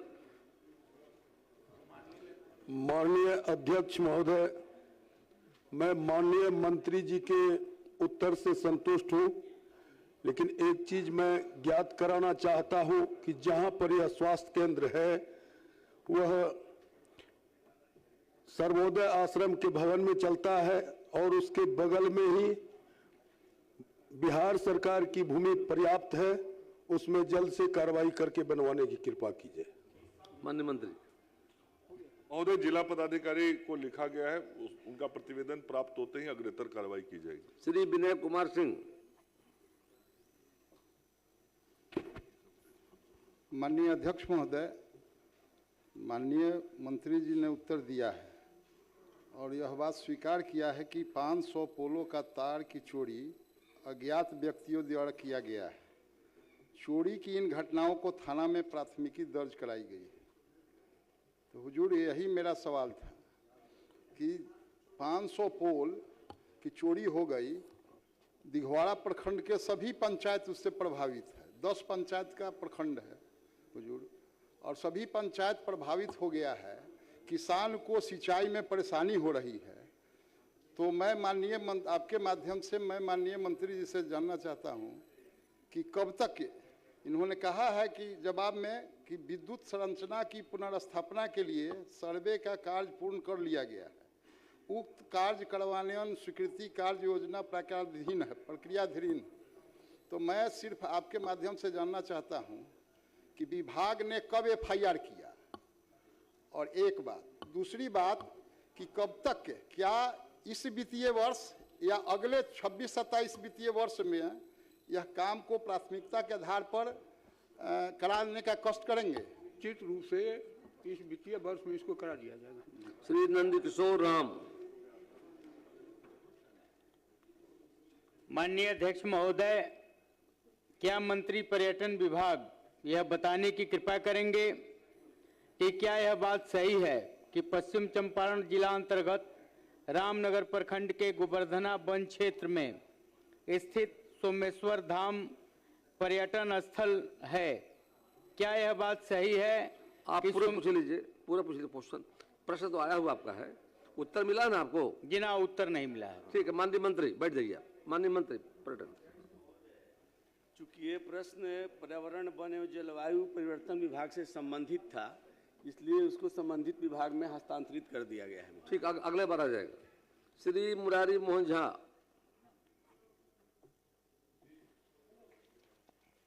प्रश्न मिल गया है, जवाब मिल गया है? जी, जवाब मिल गया है महोदय। पूरा पूछ लीजिए। मगर पूरक है कि माने कब तक वहाँ उपलब्ध हो जाएगा चिकित्सा की, क्योंकि बहुत हम लोग को परेशानी है महोदय। इतना लोग का सुनना पड़ता है, ना गैनिक की है, ना सर्जन है, कोई डॉक्टर वहाँ नहीं है उपलब्ध। माननीय स्वास्थ्य मंत्री महोदय, चिट्ठी भी पत्र भी हम मंत्री महोदय को पहले दिए हुए हैं। जवाब सुन लीजिए। जी महोदय, मैंने अपने जवाब में स्पष्ट किया है। अभी कुछ दिन पूर्व माननीय मुख्यमंत्री जी के द्वारा विशेषज्ञ चिकित्सकों को नियुक्ति पत्र दिया गया है और उसी नियुक्ति के तहत दिनांक 6 फरवरी को, आज से 7 दिन पहले, जो माननीय सदस्य का प्रश्न है उसके आलोक में केवटी प्रखंड में एक जनरल सर्जन, एक स्त्री रोग विशेषज्ञ और एक सामान्य चिकित्सा पदाधिकारी की पदस्थापना की गई है। तो 7 दिन पहले वहां पदस्थापित कर दिया गया है, जिसकी चिंता माननीय सदस्य ने जाहिर की है। इसके अलावे केवटी में एक शिशु रोग विशेषज्ञ पहले से हैं, ये सब स्पेशलिस्ट डॉक्टर का बोल रहा हूं महोदय। एक मूर्छक हैं, 3 सामान्य चिकित्सा पदाधिकारी हैं, एक दंत चिकित्सक हैं, एक आयुष चिकित्सक हैं, 4 स्टाफ नर्स हैं और 4 लैब टेक्नीशियन पूर्व से हैं। तो ये इतना मानव बल है। और जो 3 विशेष विभाग की उन्होंने बात की थी, जनरल सर्जरी, गायनी और एक जीएमओ की, वो वहां पर उनकी पोस्टिंग कर दी गई है। दूसरा, सिंहवाड़ा के संदर्भ में भी माननीय सदस्य ने ध्यान आकृष्ट कराया है। तो सिंहवाड़ा में भी ये नई नियुक्ति के तहत एक जनरल सर्जन की नियुक्ति सिंहवाड़ा में भी कर दी गई। श्री संजय कुमार। श्री संजय कुमार। श्रीमती अनीता। धन्यवाद सर। बिहार प्रदेश के सभी प्रखंडों में पारा मेडिकल, फार्मेसी एवं नर्सिंग कॉलेज नहीं है सर, जिसके कारण छात्र छात्राओं को मेडिकल, प्रयोगशाला, ANM, GNM, B pharma, D pharma, BSc nursing जैसे कोर्स की पढ़ाई करने में काफ़ी परेशानी होती है।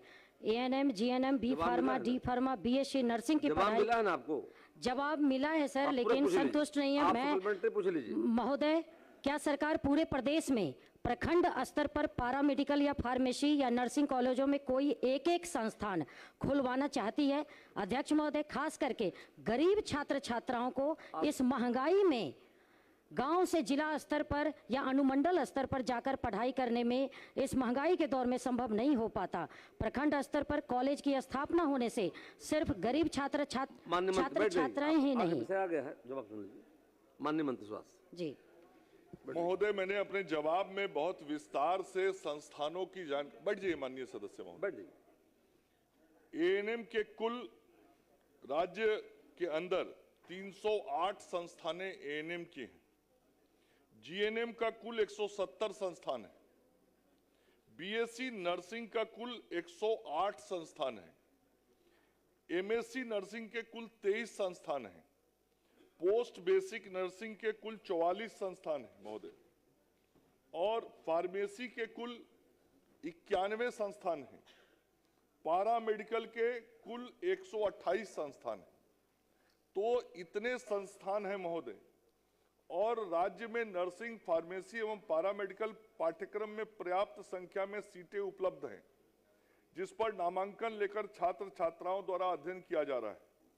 राज्य सरकार द्वारा 7 निश्चय कार्यक्रम के तहत प्रत्येक अनुमंडल स्तर पे महोदय एक एएनएम संस्थान, प्रत्येक जिला स्तर पे एक जीएनएम नर्सिंग संस्थान तथा एक पारा मेडिकल संस्थान या फार्मेसी संस्थान एवं प्रत्येक सरकारी चिकित्सा महाविद्यालय अस्पताल में बीएससी नर्सिंग संस्थान के स्थापना का निर्णय भी लिया गया और उसे बनवाया भी गया। वर्तमान में प्रखंड स्तर पर, सरकारी स्तर पर इन संस्थानों के स्थापना का प्रस्ताव सरकार के समक्ष विचाराधीन नहीं है महोदय। अब प्रश्नोत्तर काल समाप्त हुआ। जिन प्रश्नों के उत्तर तैयार हों पूरे सदन पटल पर रख दिए जाएं।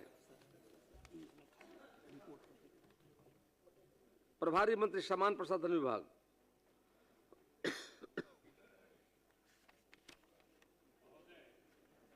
मैं बिहार सरकारी सेवक वर्गीकरण नियंत्रण एवं अपील संशोधन नियमावली 2025, बिहार सरकारी सेवक की परिवीक्षा अवधि नियमावली 2024, बिहार सरकारी सेवक की परिवीक्षा अवधि संशोधन नियमावली 2025 एवं बिहार प्रशासनिक सेवा भर्ती एवं सेवा शर्तें नियमावली 2025 की एक प्रति सदन पटल पर रखता हूं।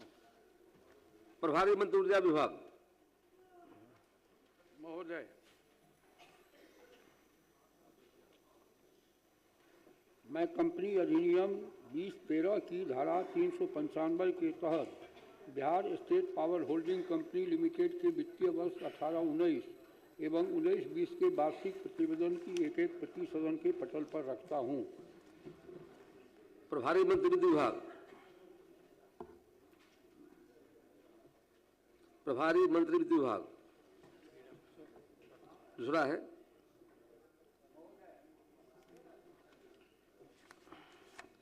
बिहार राज्य कर्मचारी सेवा शर्त नियमावली 25 की हिंदी एवं अंग्रेजी की एक प्रति सदन के पटल पर रखता हूं। प्रभारी मंत्री समाज कल्याण विभाग। माननीय मंत्री महोदय, मैं बाल अधिकार संरक्षण आयोग अधिनियम 2005 की धारा 23(2) एवं बिहार बाल अधिकार संरक्षण आयोग नियमावली 2010 के नियम 21(3) के तहत बाल अधिकार संरक्षण आयोग का वर्ष 2024-25 के वार्षिक प्रतिवेदन की एक प्रति सदन पटल पर रखता हूं। अब कार्यस्थगन प्रस्ताव सूचना ली जाएगी। माननीय सदस्यगण, आज दिनांक 13 फरवरी 2026 के लिए निम्न माननीय सदस्यों से कार्यस्थगन प्रस्ताव सूचना प्राप्त हुई है। श्री कुमार सरबीत साबिस है, श्री अरुण सिंह साबिस है, श्री अमृत कुमार साबिस है, संदीप सौरभ साबिस है, श्रीमती गायत्री देवी साबिस है एवं श्री अजय कुमार साबिस है। आज दिनांक 13 फरवरी 2026 सदन वित्तीय वर्ष 26-27 के आय व्यय में सम्मिलित अनुदानों के मांगों पर वाद विवाद मतदान निर्धारित है। अतः बिहार विधानसभा की प्रक्रिया तथा कार्य संचालन नियमावली के नियम 172/3 एवं नियम 47/2 के तहत नियमानुकूल नहीं रहने के कारण कार्य स्थगन प्रस्ताव सूचना को अमान किया जाता है। सुन लीजिए, पढ़ लीजिए। ये इतना इम्पोर्टेंट है महोदय। बिहार राज्य में सामाजिक न्याय की जड़ों को मजबूत करने हेतु वर्ष 2023 में जाति आधारित जनगणना कराई गई थी, जिसके आधार पर आरक्षण की सीमा बढ़ाकर 65% किया गया था। स्वर्णों के 10% EWS आरक्षण को जोड़कर कुल सीमा 75% पहुंचा दी गई थी, किंतु केंद्र सरकार के द्वारा इसे भारतीय संविधान की 9वीं अनुसूची में शामिल करने में विलंब और उदासीनता के कारण राज्य के पिछड़े एवं वंचित वर्गों को इसके पूर्ण लाभ नहीं मिल पा रहा है महोदय। तमिलनाडु राज्य में 69% आरक्षण पिछले 35 वर्षों से 9वीं अनुसूची के संरक्षण के कारण सुरक्षित और प्रभावी है, जिससे स्पष्ट है कि यदि इच्छा शक्ति हो तो आरक्षण की सीमा को बढ़ाया जा सकता है। बिहार की वर्तमान सामाजिक और शैक्षणिक स्थिति को देखते हुए यह अत्यंत आवश्यक है कि आरक्षण की सीमा को अब 65% से बढ़ाकर 85% किया जाए। अतः दिनांक 13/2/2026 के सारे पूर्व निर्धारित कार्यक्रमों को स्थगित कर सरकार अविलंब 85% आरक्षण का नया विधेयक सदन में लाए और इसे दोनों सदनों से पारित कराकर भारत सरकार के माध्यम से संविधान की 9वीं अनुसूची में शामिल कराने हेतु जैसी अति लोक महत्व विषय पर विमर्श हो। अब सुनकर लिए जाएंगे। श्री शुभानंद मुकेश। अध्यक्ष महोदय, भागलपुर जिला अंतर्गत अनुमंडल अस्पताल कहलगांव में आपातकालीन स्थिति में मरीजों को समय पर रक्त उपलब्ध नहीं हो पाने से गंभीर परेशानी होती है। दुर्घटना, प्रसव एवं अन्य आपात मामलों में जान का जोखिम बढ़ जाता है। अतः यहाँ पर ब्लड बैंक की स्थापना करने हेतु मैं सरकार से मांग श्री करता हूं। विष्णुदेव पासवान। अध्यक्ष महोदय, सिवान जिला अंतर्गत दरौली विधानसभा के दरौली प्रखंड पंचायत दोन बाजार में सड़क के दोनों किनारों पर नाला नहीं होने से सालों भर जल जमाव बना रहता है। निकासी के अभाव में जनता, दुकानदारों और राहगीरों को भारी कठिनाइयों का सामना करना पड़ता है। उक्त दोन बाजार में नाला निर्माण कराने हेतु सरकार से मैं मांग करता हूं। श्री रोमित कुमार। माननीय अध्यक्ष महोदय, गरीबों के प्रेरणा स्रोत पर्वतपुर दशरथ मांझी जी, जिनकी अथक मेहनत और संकल्प ने पहाड़ काट के रास्ता बनाया एवं बिहार के प्रथम मुख्यमंत्री श्री कृष्ण बाबू के बिहार कल्याण में अद्वितीय योगदान को देखते हुए बिहार सरकार से मांग करता हूं कि केंद्र को प्रस्ताव भेजकर दोनों महान विभूतियों को भारत रत्न से सम्मानित किया जाए। धन्यवाद। श्रीमती संगीता देवी। माननीय अध्यक्ष महोदय, मैं सरकार का ध्यान बलरामपुर विधानसभा अंतर्गत बारसोई प्रखंड में स्थित पीएचसी अस्पताल की दयनीय स्थिति की ओर ध्यान आकृष्ट करना चाहती हूं। वर्तमान में यह अस्पताल एक छोटे से कार्यालय में संचालित हो रहा है, जहां समुचित चिकित्सकीय सुविधाएं उपलब्ध नहीं है। अस्पताल में कार्यरत चिकित्सकों द्वारा अपेक्षित सेवाएं नहीं दिए जाने के कारण मरीजों को समय पर एवं उचित उपचार प्राप्त नहीं हो पा रहा है, जिससे क्षेत्र की आम जनता को गंभीर कठिनाइयों का सामना करना पड़ रहा है। अतः मैं सरकार से भूमि चिन्हित कर सीएचसी भवन बनाने की मांग करती हूँ। धन्यवाद। श्रीमती विनीता मेहता।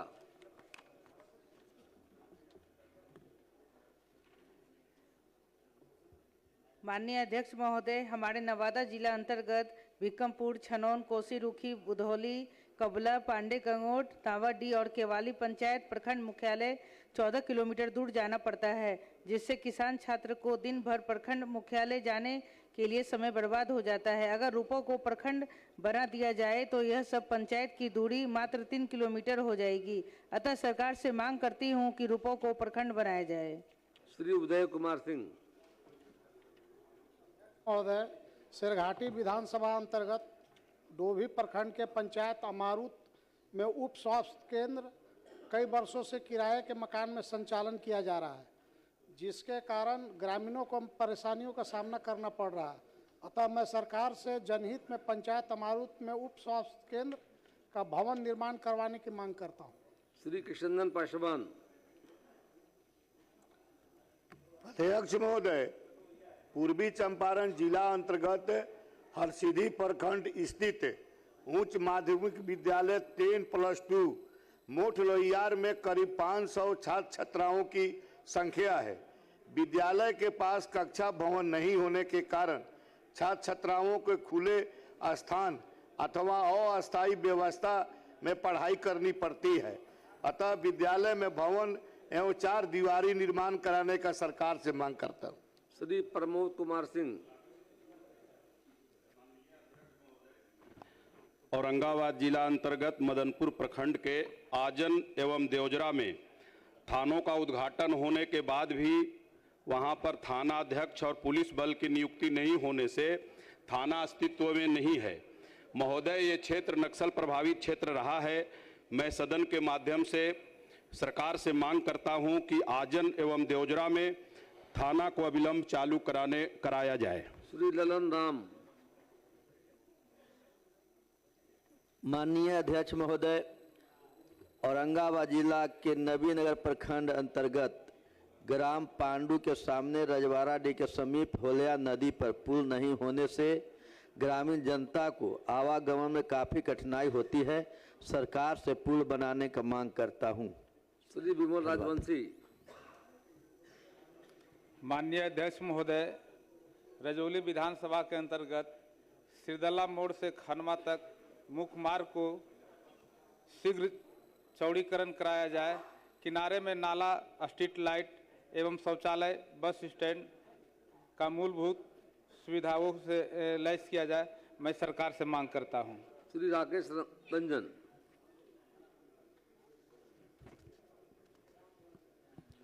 अध्यक्ष महोदय, भोजपुर जिला के शाहपुर विधानसभा क्षेत्र अंतर्गत बिहिया प्रखंड में कोई भी सरकारी डिग्री कॉलेज नहीं है, जिसे छात्र छात्राओं को उच्च शिक्षा हेतु घर से काफी लंबी दूरी तय करनी पड़ती है। अतः बिहिया प्रखंड में डिग्री कॉलेज स्थापित करने हेतु सरकार से मांग करता हूं। श्री इंद्रदेव सिंह। अध्यक्ष महोदय, सिवान जिला अंतर्गत पचरुखी में पूर्व से चीनी मिल चल रहा था जो अभी बंद पड़ा हुआ है, अतः पचरुखी चीनी मिल को पुनः चालू कराने की मांग करता हूं। धन्यवाद। श्रीमती कविता देवी। माननीय अध्यक्ष महोदय, कोढ़ा विधानसभा क्षेत्र के फलका प्रखंड अंतर्गत हथवाड़ा में बरंडी नदी के कटाव से प्रतिवर्ष लगभग 100 एकड़ उपजाऊ भूमि नष्ट हो रही है। कोलवा बालू टोल एवं 2 आदिवासी बस्तियों का लगभग 50% हिस्सा कटाव के चपेट में आ चुका है। अतः कटाव रोकने हेतु अस्थायी सुरक्षा कार्य की मांग करती हूँ। श्रीमती निशा सिंह।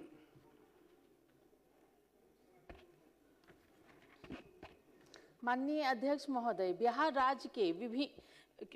राज्य के बिजली वितरण कंपनी में सबसे ज्यादा जोखिम उठाकर कार्य करने वाले मानव बल को निजी ठेकेदारों से मुक्त कर सीधी भर्ती की जाए तथा कार्य के दौरान मृत्यु होने पर परिजनों की नौकरी एवं सम्मानजनक मुआवजा देने की मांग मैं सरकार से करती हूं। प्रोफेसर नागेंद्र राउत। अध्यक्ष महोदय, सीतामढ़ी जिला अंतर्गत मरहा नदी जो बेलहिया, रधाउर, मुजलिया, शंकरपुर एवं अन्य चौर से गुजरती है, नदी में अत्यधिक गाद बालू होने के कारण पानी का फैलाव 12 महीने रहने से हजारों एकड़ भूमि में खेती नहीं होने से किसान बहुत ही परेशान है। पानी के बहाव को रोकने के लिए, फैलाव को रोकने के लिए नदी की उड़ाही एवं तटबंध का निर्माण मैं सरकार से करता हूं। श्रीमती छोटी कुमारी। माननीय अध्यक्ष महोदय, छपरा विधानसभा के हजारों वृद्धों की उंगलियों के निशान घिसने और वृद्धावस्था होने से आइरिस स्कैन नहीं होने के कारण बायोमेट्रिक सत्यापन नहीं हो पा रहा है। इस तकनीकी बाधा से उनका जीवन प्रमाण पत्र नहीं बन पा रहा है और महीनों से पेंशन बंद है। मेरी मांग सरकार से है कि भौतिक सत्यापन की वैकल्पिक व्यवस्था कर पेंशन चालू कराने की मैं मांग करती हूँ। धन्यवाद। श्री आनंद मिश्र। माननीय अध्यक्ष महोदय, बक्सर जिला उप विकास आयुक्त के प्रशिक्षण में चले जाने के कारण जिला परिषद मध्य षष्ठम एवं 15वीं वित्त की राशि निकासी नहीं होने से पूर्व की भांति इस वर्ष भी विकास कार्य बाधित है। वर्तमान वित्तीय वर्ष में ही राशि निकासी कराकर कार्य संपूर्ण कराने की मांग मैं सदन के माध्यम से रखता हूं। श्री भरत बिंद। माननीय अध्यक्ष महोदय, कैमूर जिला अंतर्गत रामपुर प्रखंड के बेलाव स्थित स्टेडियम में जमीन समतल नहीं होने के कारण खिलाड़ियों को विभिन्न प्रकार के खेल खेलने में काफ़ी कठिनाई होती है। अतः उक्त स्टेडियम को समतल कराने की मांग सरकार से करता हूं। माननीय सदस्य रोहित पांडे जी, शून्यकाल का जो सभी सदस्य जान जाएं 50 शब्द में देना है, आपने 88 शब्द में दिया है। उसके बाद आगे से गलती नहीं हो, ख्याल आप पढ़िए। जी अध्यक्ष महोदय, आगे से ध्यान रखेंगे। अध्यक्ष महोदय, भागलपुर सहित पूरे राज्य में सूखा नशा गंभीर संकट बन गया है। किशोर एवं युवा इसमें ब्राउन शुगर एवं नशीली गोलियों एवं कफ सिरप की चपेट में आ रहे हैं, जिससे उनका भविष्य एवं सामाजिक वातावरण प्रभावित हो रहा है। इसके कारण आपराधिक घटनाओं में भी वृद्धि हो रही है, जो अत्यंत चिंताजनक है। अतः मैं सरकार से मांग करता हूं कि विशेष टास्क फोर्स का गठन कर सघन अभियान चलाया जाए और अवैध नशा कारोबार पर ठोस कार्रवाई की जाए एवं व्यापक नशा मुक्ति जागरूकता अभियान चलाया जाए। श्री वीरेंद्र कुमार। अध्यक्ष महोदय, रोसड़ा विधानसभा क्षेत्र अंतर्गत फुलहारा पंचायत के प्राथमिक विद्यालय फुलहारा अनुसूचित जाति भवन के लिए जमीन उपलब्ध है। अंचल से अनापत्ति प्रमाण पत्र भी प्राप्त है। उक्त भूमि पर विद्यालय भवन बनवाने की मांग सरकार से करता हूं। श्रीमती देवंती यादव। माननीय अध्यक्ष महोदय, अररिया जिला अंतर्गत फॉरबिसगंज स्थित बियाडा में निर्मित स्टार्स फैक्ट्री, जो कि मक्का आधारित क्षेत्र में स्थित है, 2013 में बना था, परंतु आज तक चालू नहीं हुआ है। वहां के किसानों के हित को ध्यान में रखते हुए स्टार्स फैक्ट्री को यथाशीघ्र चालू कराने की सरकार से मांग करती हूँ। श्री नागेंद्र चंद्रवंशी। अध्यक्ष महोदय, रोहतास जिला अंतर्गत 211 नोखा विधानसभा सहित पूरे जिले में एंटी रेबीज वैक्सीन की कमी होना गंभीर विषय है, क्योंकि एंटी रेबीज जैसे बीमारी का समय पर वैक्सीन नहीं लगना जानलेवा हो सकता है। अतः एंटी रेबीज वैक्सीन तत्काल उपलब्ध कराने की मांग मैं सरकार से करता हूं। श्रीमती शालिनी मिश्रा। माननीय अध्यक्ष महोदय, मैं सदन के माध्यम से पूर्वी चंपारण जिला के केसरिया विधानसभा में के कल्याणपुर और संग्रामपुर प्रखंड में ITI कॉलेज बच्चों की तकनीकी शिक्षा प्रदान करने हेतु सरकार से मांग करती हूं। श्री मंजीत कुमार सिंह।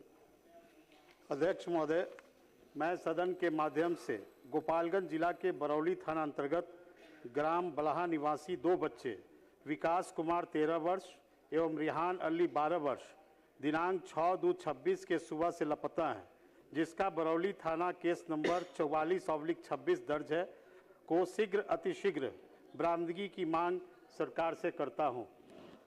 मोहम्मद मुर्शीद आलम। माननीय अध्यक्ष महोदय, पूर्णिया प्रमंडल में छात्र छात्राओं को बीएड की डिग्री प्राप्त करने हेतु कोई भी सरकारी बीएड कॉलेज नहीं है, जिससे उक्त प्रमंडल के गरीब छात्र छात्राएं उक्त डिग्री प्राप्त करने से वंचित है। प्राइवेट कॉलेज में बच्चों का 1,60,000 रुपया देना पड़ता है। अतः सरकारी बीएड कॉलेज अररिया में खोलने की मांग करता हूं। श्री कलाधर प्रसाद मंडल।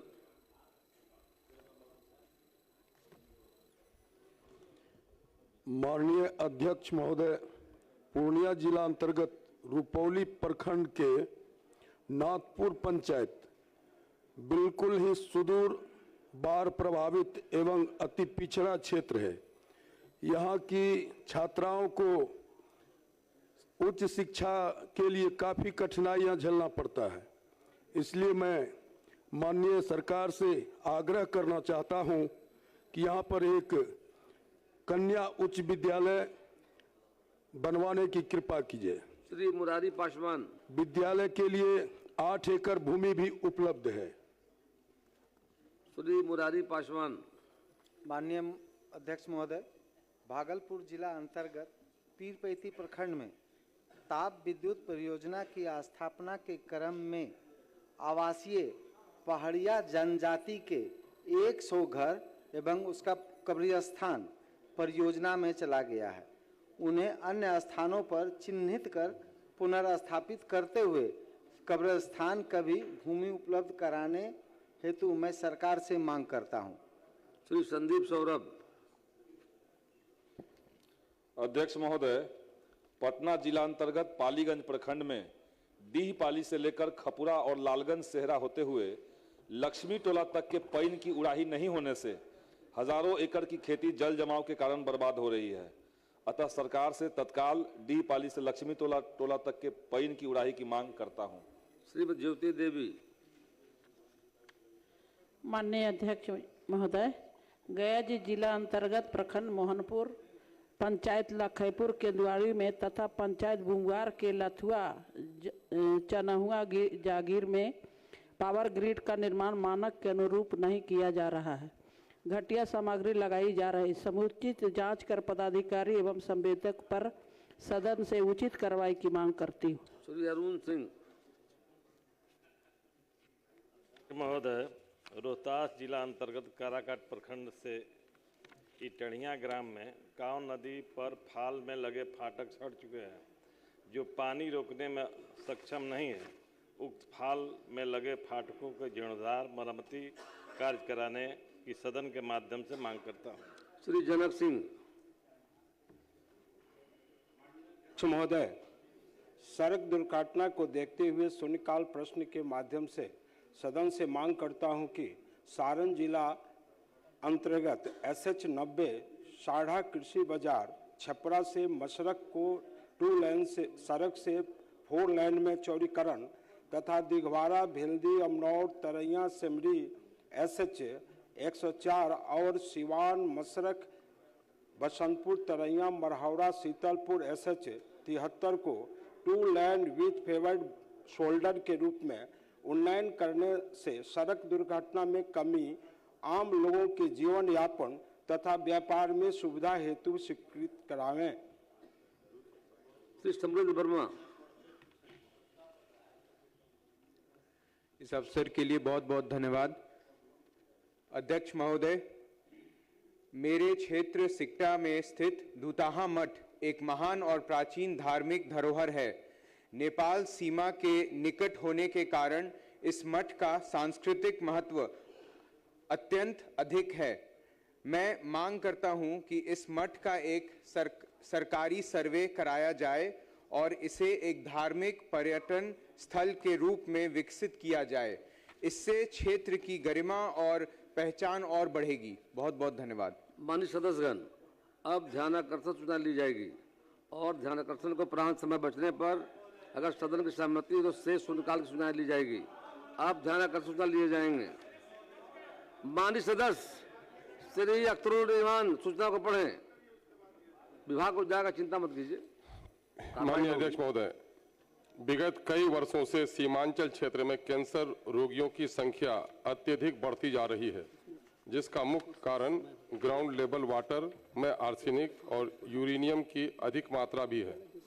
विशेषकर माउथ, ब्रेस्ट और लीवर कैंसर के मरीजों की संख्या दिन प्रतिदिन बढ़ती जा रही है। विगत दिनों महावीर कैंसर संस्थान पटना की रिपोर्ट से इसकी पुष्टि हो रही है। बिहार में सर्वाधिक कैंसर मरीज सीमांचल के जिला अररिया, पूर्णिया, कटिहार, किशनगंज और सुपौल से हैं, जो चिंता का कारण बना है।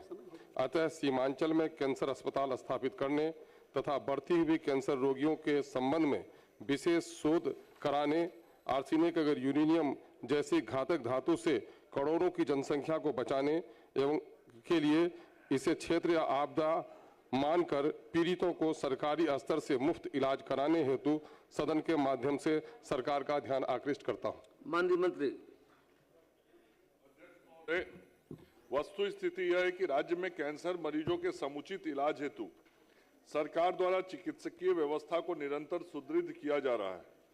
इसी क्रम में स्वास्थ्य विभाग बिहार सरकार की अधिसूचना संख्या 687 दिनांक 23/5/2025 के द्वारा बिहार कैंसर केयर एवं रिसर्च सोसाइटी का गठन किया गया है, जिसका उद्देश्य राज्य में कैंसर रोग की रोकथाम, समुचित इलाज, दीर्घकालिक प्रबंधन एवं कैंसर चिकित्सा व्यवस्था को सुदृढ़ करना है। साथ ही महावीर कैंसर संस्थान एवं अनुसंधान केंद्र पटना द्वारा यूरेनियम संबंधी शोध भी किए गए हैं। राज्य में कैंसर रोग के स्क्रीनिंग एवं कीमोथेरेपी की सुविधाएं आम जनमानस को सुलभ कराने के उद्देश्य से वर्ष 2022 में होमी भाभा कैंसर अस्पताल एवं अनुसंधान केंद्र मुजफ्फरपुर एवं राज्य स्वास्थ्य समिति बिहार के मध्य द्विपक्षीय एकरारनामा हस्ताक्षरित किया गया, जिसके तहत तीनों प्रकार के सामान्य कैंसर, मुंह, स्तन एवं गर्भाशय की स्क्रीनिंग, प्रारंभिक जांच एवं उसके बचाव हेतु आम जनमानस में जागरूकता उत्पन्न करने का कार्य किया जा रहा है।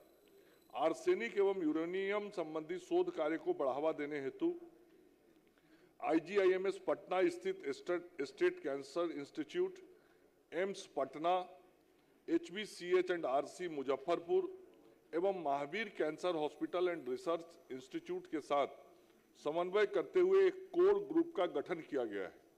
सरकार द्वारा सीमांचल क्षेत्र के सभी जिलों अररिया, पूर्णिया, कटिहार, किशनगंज, सुपौल में cancer screening, day care cancer centre, palliative care, biopsy तथा कीमोथेरेपी की सुविधाएं उपलब्ध कराई जा रही हैं। इन सभी जिलों में कोल्पोस्कोपी मशीन भी कैंसर जांच के लिए लगाई गई है। इन केंद्रों के माध्यम से जरूरतमंद मरीजों को निःशुल्क परामर्श, जांच तथा कैंसर की दवाइयां उपलब्ध कराई जा रही हैं। साथ ही प्रारंभिक स्तर पर कैंसर की पहचान एवं उपचार को सुदृढ़ करने हेतु नियमित स्क्रीनिंग कैंप का आयोजन भी किया जा रहा है।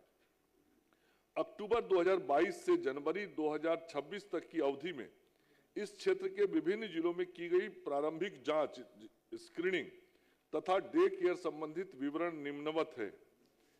ओरल स्क्रीनिंग अररिया में 68,700, कटिहार में 71,667, किशनगंज में 75,771, पूर्णिया में 90,890, सुपौल में 83,030।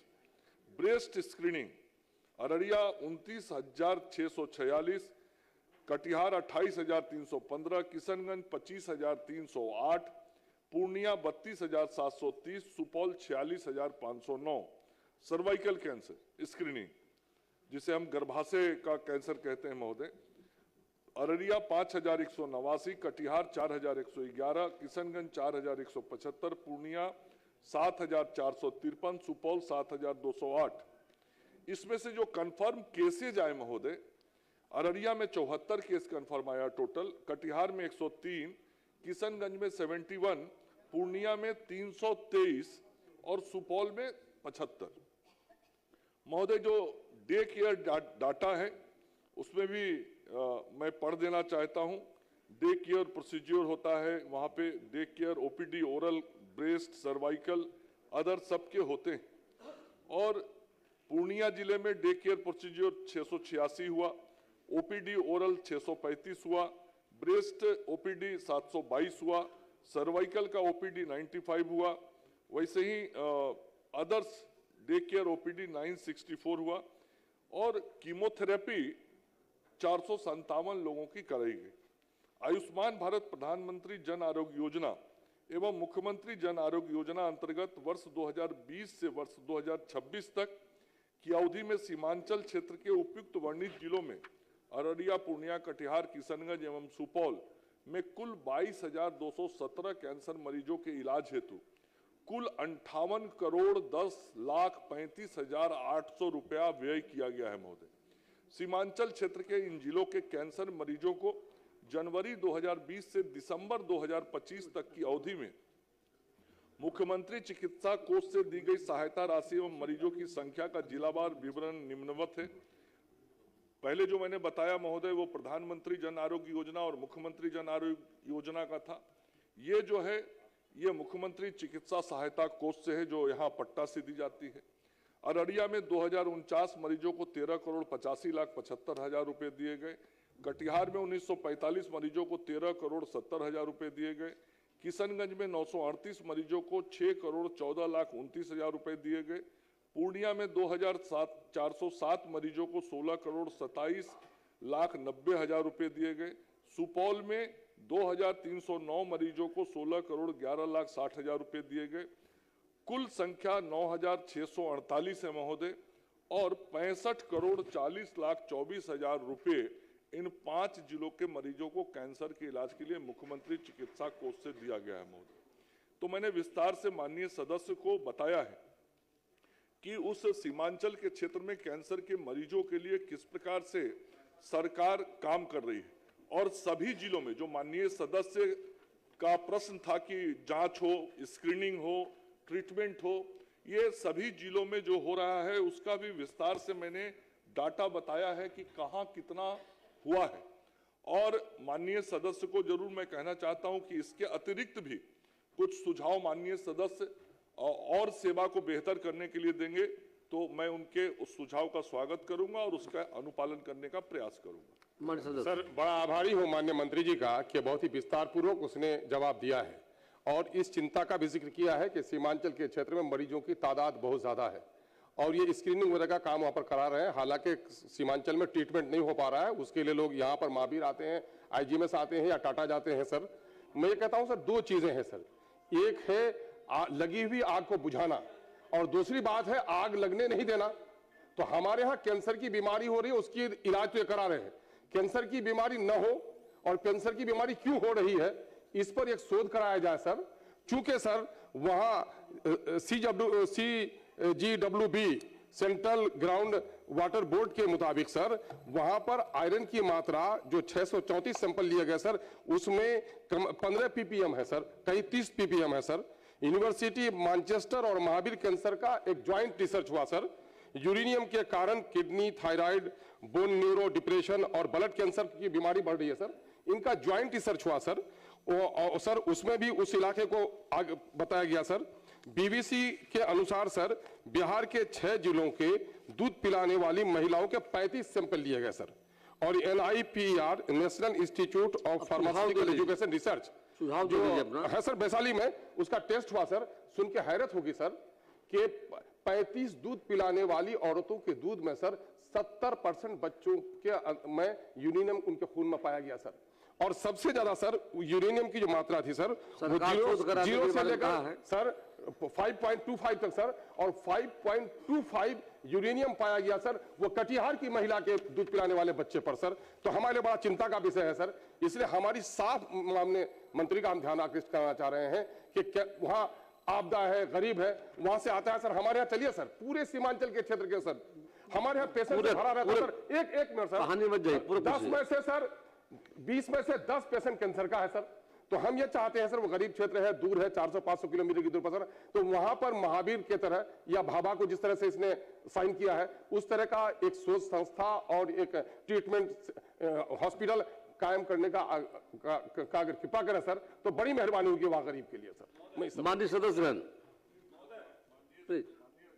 मैंने अपने जवाब में लिखा है कि आर्सेनिक एवं यूरेनियम संबंधी शोध कार्य को बढ़ावा देने हेतु IGIMS पटना स्थित state cancer institute, AIIMS Patna और Homi Bhabha cancer hospital and research centre Muzaffarpur और Mahavir cancer hospital and research institute के साथ समन्वय करते हुए एक कोर ग्रुप का गठन किया जा चुका है और वह कोर ग्रुप ऑलरेडी उस पर काम कर रही है। महोदय, मैं बताना चाहूंगा कि इस राज्य में आज से 1 दशक के पूर्व किसी जिले का छोड़िए, इस राज्य के कुछ प्रमुख शहरों में स्क्रीनिंग की भी व्यवस्था नहीं होती थी। आज सभी जिलों में स्क्रीनिंग की व्यवस्था है। मरीज कैंसर के बारे में कहा जाता है कि मरीज को जितना जल्दी पहचान लेंगे उसका जीवन हम उतना लंबा कर सकते हैं। तो इस सोच के साथ सरकार काम कर रही है। और जो माननीय सदस्य का आर्सेनिक और यूरेनियम के बारे में चिंता है, तो हमारे 4 बड़े संस्थान राज्य के जो हैं उनको साथ में कोऑर्डिनेशन करके काम करने के लिए कोर ग्रुप बन गया है। और जो जल में यूरेनियम और आर्सेनिक के बारे में माननीय सदस्य ने ध्यान आकृष्ट कराया है, वो PhD विभाग से जुड़ा हुआ विषय है। लेकिन जहां तक मुझे जानकारी है, PhD विभाग भी इस विषय को लेकर बहुत गंभीर है और वहां भी इसकी निरंतर जांच कराई जाती है। और जिन क्षेत्रों में आर्सेनिक, यूरेनियम या ऐसे तत्व जो शरीर को नुकसान पहुंचाते हैं, वहां उन लोगों के बचाव के प्रयास PhD के माध्यम से भी किए जाते हैं और स्वास्थ्य विभाग भी यदि कोई मरीज बन जाता है तो उसका उपचार करता है। माननीय सदस्यगण, से ध्यान आकर्षण सूचनाएं अगली तिथि को ली जाएगी। अब सभा की कार्यवाही 2 बजे दिन तक स्थगित की जाती है।